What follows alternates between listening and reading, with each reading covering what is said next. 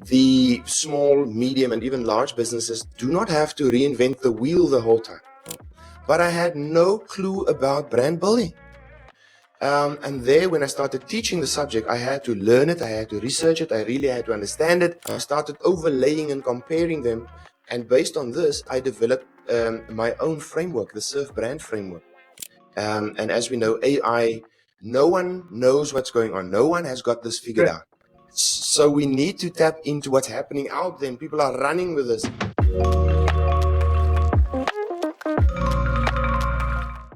Hello, Peter. Super welcome to the show.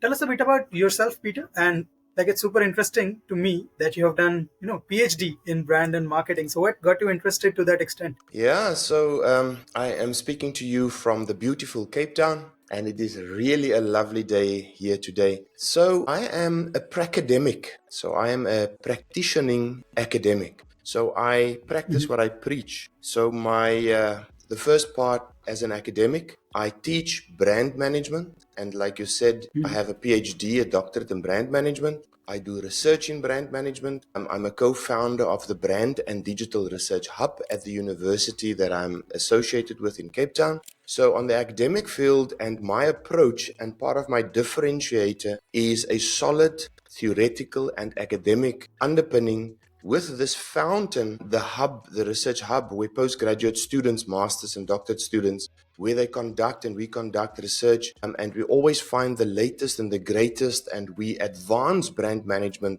theory. So I've got that, and I make sure that I keep my foundation very solid. So that's the angle that I come from. But then also, I am a consultant. I consult, so I stay in touch with what's happening in industry, and it works very well to take the research and to see how it works in industry and to bring from industry back to the classroom. And so I lecture in Cape Town, and also at times I am a visiting professor in Germany for the international part to it. And then I speak at conferences, and I publish, and articles. I co-published a brand management textbook that is prescribed at university. So that's my thing, combining academic theory and practice. Amazing. That is so amazing. That's a super fusion. And that was kind of my next, interesting question, which is how to balance that academic research with the consulting work. And how does research from your perspective inform your consulting practice and vice versa? How does the consulting practice inform your research? Yeah, so I often feel that, we think we do research and we find out new things. But much of the research is we always, a step behind, and we're trying to identify and then to distill what the leaders are doing in the world. Apples and so on do amazing work, and then we see, okay, they're doing this. We distill it and we see how many other people do it, and then it becomes scientific research. And we distill that, and then we can offer it, to the whole world, to smaller businesses. And this is currently what's happening in the world. This is what's working, so that, and hopefully the small, medium, and even large businesses do not have to reinvent the wheel the whole time. We cannot all, and each business cannot have, a fully functioning brand department or a marketing department with a research component. So if we can distill this and we can share it, the smaller businesses can also stay up to date. And the students that we teach at university, they stay up to date with the latest, where things are at. And as we know, no one knows what's going on. No one has got this figured out. So we need to tap into what's happening out there, and people are running with us. What are they doing? What are working? We don't all have to make the same mistakes. We can distill and share. So amazing. It's so fun talking to you because this perspective, I don't think it's common, because you basically what you're doing with the research is you increasing the overall level of design, overall level of branding awareness among all other small businesses as well. Absolutely. Super interesting. And that's where I started in 2007. So I've always been in business with my parents, and I've had business. I'm still in business. So I am a business person and I understand business. But in 2007, I moved from one university to the other. And one of the subjects that I was given to facilitate was brand building. And that is where I was introduced to brand building. I ran my business and I focused on the product and I did the best I could, like most business people. But I had no clue about brand building. And there, when I started teaching the subject, I had to learn it. I had to research it. I really had to understand it. They say when you need to teach it, then you know whether you understand it. And I went down that rabbit hole, to understand. And my heroes in brand building is not the obvious people that we are aware of on socials. It is the Kevin Keller, the David Arkers, the really solid, the two grandfathers of brand theory in the world. And that's where I started. I had to understand the theories. And then I found different models. And I said, okay, so which model should we be using from all these models? So I started studying each and every one of these models. I started overlaying and comparing them. And based on this, I developed my own framework, the ServBrand framework. And I continuously add to it and take away from it. And that is where I am at. Yes, so the frameworks that you're talking about, the ServBrand and the brand integrity measure, can you share an example of a successful case study where these frameworks have helped identify like key strengths or weaknesses in brands? Yeah, so that's a very good question. I am of the opinion, and for clickbait, I believe that we are in an era where it is differentiate or die. And I'm not trying to be, it is true. It is differentiate or die. So let me use that as a starting point. So the Brand for Success framework has got 3 steps. The first one is to clarify what authentically differentiates your brand. And only once you understand that, can you then inform your team, and can you expect your team to stay on brand and to live your brand. And once you've got that going in your company, you can align your touch points to this clarity, to what you want your brand to stand for, to what you want to be known for. And then you can align all your communication, all your advertising to that clarification. But it is about this clarification. So let me give you maybe 3 examples. I worked with a self-catering business where you stay over its accommodation. And they wanted to do better, to grow their business. It's always about making more sales, to grow your business, to be more successful. And when I arrived there, I clearly saw that they had a competitive advantage. They had a sustainable competitive advantage. They had a natural sustainable competitive advantage. They had sea view. But when you went into the accommodation, their beds were facing the wall and the sea view was over there. And I mean, it was so obvious. But when you're so close to the trees and you're working in your own business, maybe you don't see these things. This is why we need each other.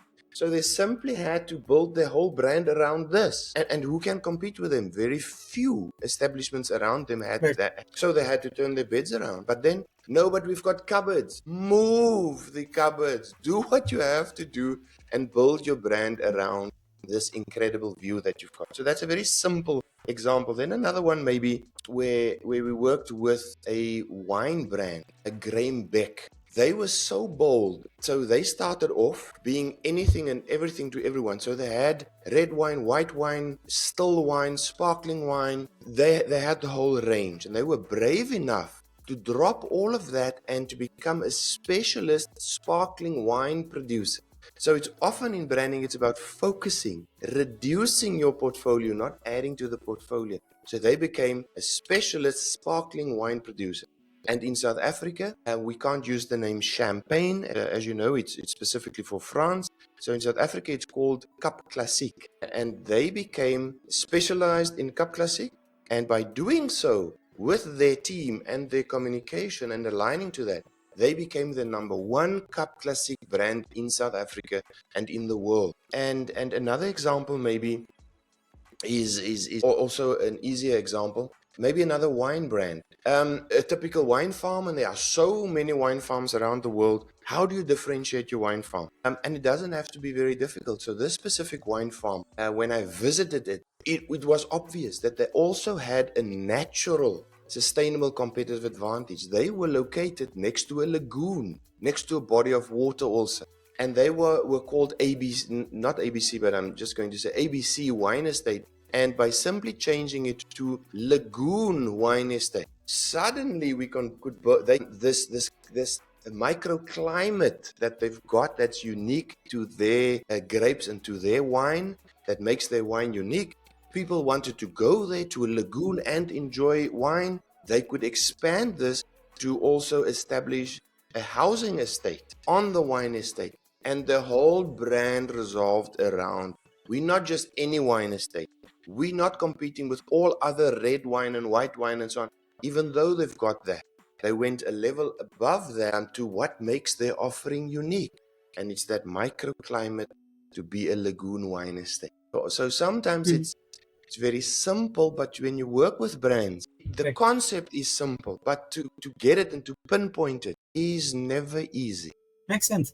These are so comprehensive examples. This always kind of brings me back to this learning that generally, even as people, when we face problems, we have the solutions, but we have lots of solutions. We just need to find and stick to one of them, right? Yes, And that's the same for brands. Even Coca-Cola just sells one thing. you you're so spot on. The definition of strategy is to make decisions, to make choices. I mean, there are so many avenues we can try to grow our businesses and to succeed. But we need to make choices. And often entrepreneurs, and I see the smaller we are, we don't want to lose out on any business. We want to go after everything. But if you spread yourself so thin to chase everything, you don't make much progress. If you can focus more, you make more progress and you stand out. The more That's you true. focus, the more you stand out. But it's about, like you say, making choices and then being known for that and then aligning everything, your people, your systems, your advertising to that. And that's how you win as a brand. You're right. Awesome. What are some of your favorite brand management principles that you love talking about, love teaching to people? Yeah, so I do not start any engagement, be it in class, be it in industry, without telling people how branding actually works. You know, Mhm. we start in branding, we start in graphic design, and we see what other people do, and we go for it. That is good and well. Very few people take a moment to really understand how branding works. And brands live in the minds of consumers. So we need to understand Mhm. what's going on in the mind. We as business owners, as brand owners, we don't own our brands. We own the trademarks, but we don't own the brands. Consumers, people own the brands because they own their minds.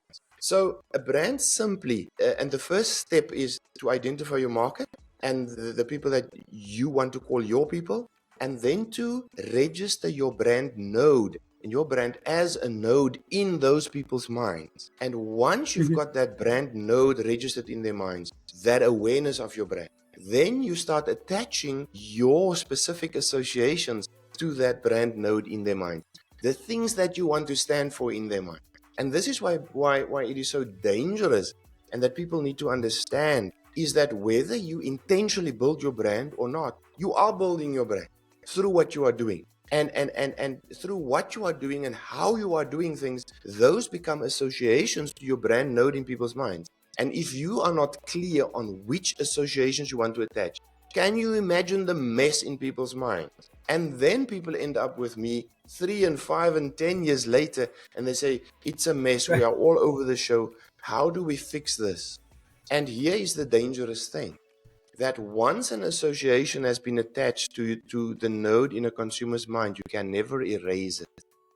All you can do is it will stay there. All you can do is you can decide which one of those many associations you want to stand for, and then you only speak about those. And you lay those one, two, Mhm. three, maximum five down better and stronger than all the others. And our minds will fire alongst those that have been laid down the best. And so clarity is not an option, it is a must. Otherwise, you Mhm. confuse people and you really do long-term damage to what you're trying to achieve. So I always start with that.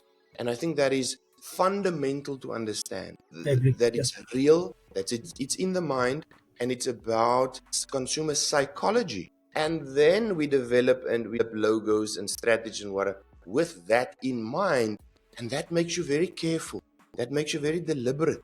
That makes you very clear. And then it succeeds long term. So it's very basic, but I'm pushing this as far as I can. Right. This is the most fundamental layer as well.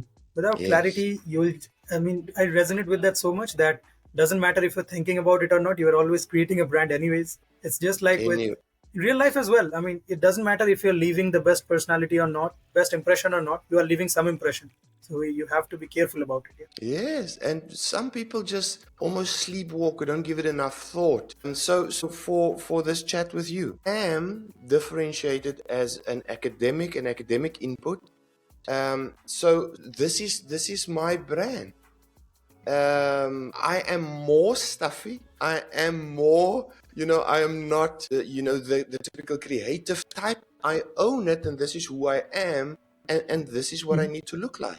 And we need to decide what it is, and then we stay on that. What are some of your memorable like instances during your time as a lecturer, and what has been like the most rewarding aspect of teaching for you? Yeah, I am a born teacher. I can remember, and my parents tell me even further back than I can remember, that I would go to school and then in the afternoons I would gather my mother and my aunt and I'll gather them and then I will teach. I mean, it was probably very useless.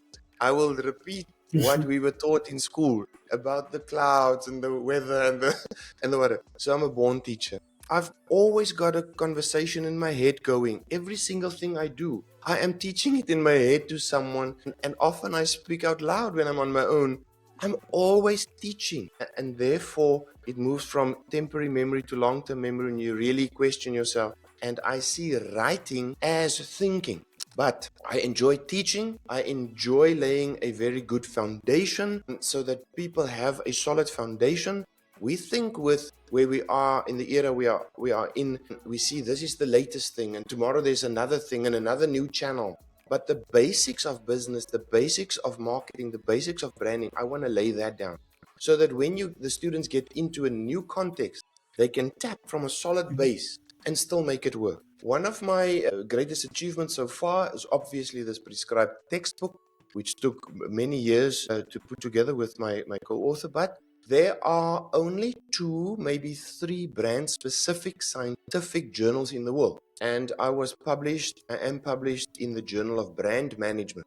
So that's another differentiator. And people Mhm. need proof, social proof, and we give, what other people said about you. These things are all proof that you know what you're talking about. And if I may go further, at this summit that both of us attended, there was a lot of mention about people doubting themselves and that we human beings, we've all got this, and Right. imposter syndrome and so on. And the way to overcome that, and you will never win if you negotiate and convey your stuff from your knees to your potential customers. So how do you overcome these things? It is by having proof of what you've done, of having proof, in my case, of the solid theoretical foundation, of being published in this, having published a book. So the more wins you can put under your belt, as we say in English, that is what props you up and help you. And no one is born with this. The more you invest, and it takes a lot of effort and a lot of time, the stronger you get, and the more you believe in yourself, and the more you're out there, and the more you can face people and speak from a position of strength, and that is when you start winning. Sorry, I just wanted to Love throw this. that in there. Yes, of course. Love this. This is so empowering because I also believe it that I don't think imposter syndrome kind of ever leaves you. But Yes. yes, the more medals you have hanging from your neck, the more people start appreciating you. The more people start appreciating you, your negative self talk kind of reduces. And it just gets better over time for you to deal with those things. And you learn how to deal with imposter syndrome basically. But I don't think the syndrome fades though. And you once again so spot on. We just manage it. Every time I still present at a conference in front of a couple of hundred people, so I'm still nervous, but you just need to manage it. And people that can push through that are these people that we follow and look up to. They're just pushing through it. But it gets better. It gets better. Definitely.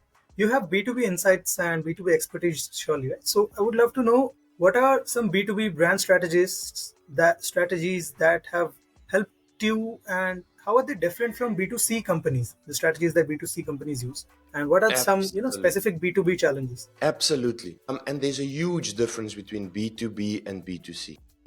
So I Yes. work exclusively B2B, and I studied this and I wrote about it. In B2B, it is often you are not dealing with an individual. Where B2C, that companies may be dealing B2C with individuals, but you're often dealing with a team of people in a company, be it a marketing department, or they're usually more than one person that you are dealing to. So you're speaking to a team. And when there's a team, there are different views. So your people skills and your psychology skills to understand people where they're coming from. And people must first buy you in a B2B situation so that they can buy what you have to offer and to help them. So there's a team. And often the value of the work, of the contract, is much higher than selling one product to an individual. That value is more. So the Yeah. consequences are more. But this is also Mhm. how I determine. I have 3 price tiers and how I determine what to ask. I don't look at your turnover, your number of people, or what the product is. I look at how valuable is this for you to get this thing right. Let's say we work with an international Coca-Cola to advise them on a strategy and they then implement it all over the world and this thing is wrong. The consequences are worth millions and millions, so they are prepared to pay. And you need to put more research into it and you need to get it right. When you're speaking to a local business, they can replace their logo, they can tweak their strategy. There are fewer consequences, so the value of what you do will necessarily be less. And that's how I judge that. So it's a team. You need to take a team with you, and you get more input. It takes longer. The consequences are potentially bigger. And to get your strategy implemented B2B is much more difficult. And it takes Mhm. much more time than B2B. That's the thing I'm working on these days. I'm trying to combine brand strategy with implementation. Because otherwise you do strategy and it often happens, and that you can do very little about. You do the strategy and it doesn't get implemented. Or it's not implemented properly or partially. But I love B2B work. Do you know Chris Doe from the future? Yeah, very well. So all that I've learned, my foundations as a strategist and a designer, brand designer, it's completely from him.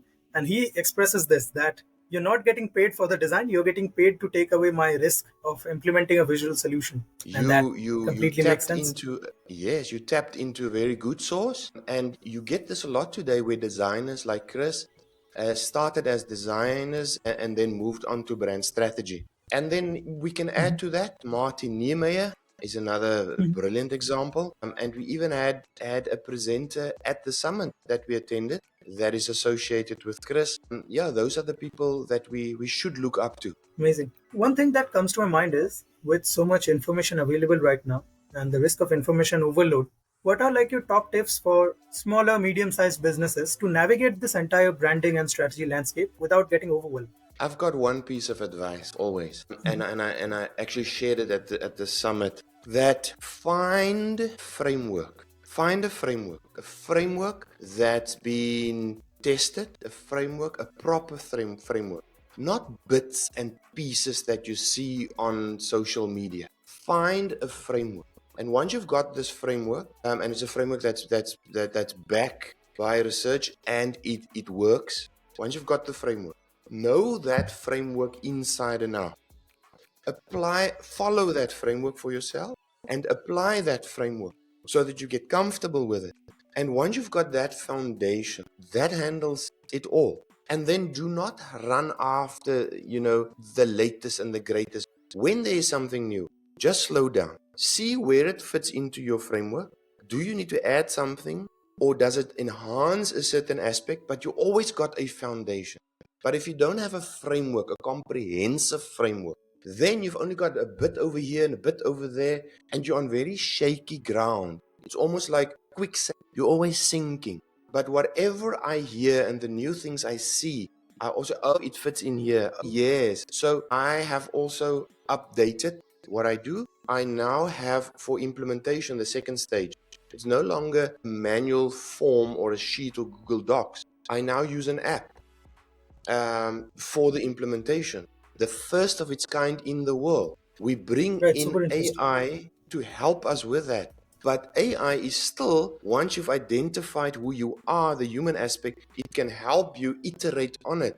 But if you don't have a solid framework, then you've got bits and pieces, then you struggle. Super comprehensive, yes. Towards the end, tell us how you are using AI in your daily lives and how do you see the future of it shaping up in the branding Yeah, aspect of so things? yeah, so we challenged with AI at universities, with students. popping everything into AI, not just ChatGPT. They will come show you AI that you're not aware of. So we're moving towards, I want to see your mind at work. So I use AI as an assistant. So I will have an idea, and then I say, use this idea that we've got and iterate it. Give me 5 more, or give me 10 more. I use it extensively for market research. So it can shorten the research period. It can help you, but it cannot replace you as far as strategy is concerned. And actually, there's statistics that we as marketers, as branders, when you mention that you're using AI, people think less of the advice you give. People pay you less. So you need to be very strategic how you use it, and you must still own it and use it as a tool. Like you use all these channels that we've got as tools, but it is a tool. It cannot replace people. But people that understand AI will replace you. That's what we need to be afraid of. But go for it. Use AI, but filter it through the human mind still. And this is what I believe, that how can we compete in the time of AI? Through personalities becoming very, very important, and through our creativity. That is where my focus is at. This is so comprehensive again, because I thoroughly resonate with this currently, as AI is getting much and much improved almost every day, so to say. Like a lot of people I see around me are a bit tensed about it as to how the developments will happen. Yeah, the person learning AI will definitely be the first person to kind of replace you, and AI won't be that. You're right. You see some new trends shifting in the space of strategy and branding? Well, and it's been a while. Authenticity is where we are at. But authenticity is not understood, maybe in 1 minute. When you own a brand, you own a business, you don't want your people to be authentic. That is a disaster. You don't want someone to show up in the morning, and if they grumpy by nature, to be grumpy towards you don't want that. You want to understand what makes your brand authentic. And then the whole team that shows up, even if they have to act on brand, they need to adopt that brand's personality and that brand's authenticity, not individual authenticities. There's a huge mistake as far as this is concerned. But authenticity, knowing what makes you authentic, and then being that. Authenticity is what it's about. Like you said earlier, we still all struggle with imposter syndrome. We still all doubt ourselves. People want to hear that. We don't know everything, and tell people. And once you've got that approach, you can relax a bit and ask more questions and work with people. We're a team. You don't always have to show up as knowing everything. The company brings what they know, you bring what you know, and you work together to reduce the stress, and you try and find that authenticity for your client. Peter, I have to say this: you are hearty and younger than majority of my generation, and your insights are, of course, super comprehensive, super insightful. Thank you so much for this conversation. I really loved it. And thank you. I really appreciate doing this. You must go well.